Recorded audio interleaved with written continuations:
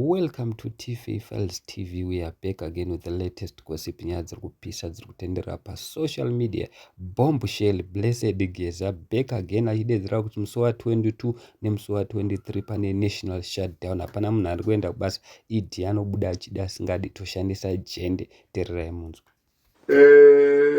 Saka machechi rambai kuchinamatira nyika yedu, midzimu yeZimbabwe, rambai muchiona kuti maita zvamunoita kuti Mnangagwa aende.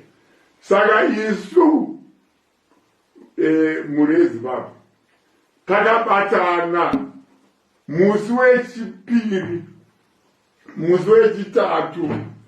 I know zvine matambudziko, but ngatite matambudziko kwenguva shomanana.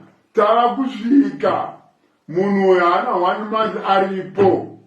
Ngatibatanei tishinge tisaenda kumabasa, ngatigarei kudzimba dzedu. Ndapota muri yeZimbabwe. I thank you very much.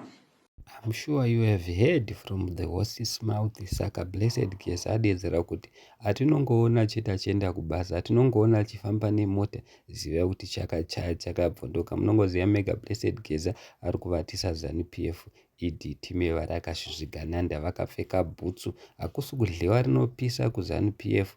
Vanhu vari kudedzera kuti uyu manje ndiye chiororo, ndiye atiri kuda, saka tikutota mumabasa atisi kuenda. Handisi guys not kudi, but Bombshell Blessed Geza ndiye akambokonzeresa futi imwe iya national shutdown yakaita kuti vanhu vasaende kumabasa, asi ZANU-PF vaidedzera kuti hey, it's business as usual. But hapana vanhu vakaenda kumabasa kana mabhazi, everything zvazvakamira. Munongoziva Mega especially kuHarare vanhu ndo vaitotoya vachipinda mumastreets vachimhanyiswa, varipo vakatosungwa. Thank you so much guys. Don't forget to subscribe, like our videos kuti aende kure.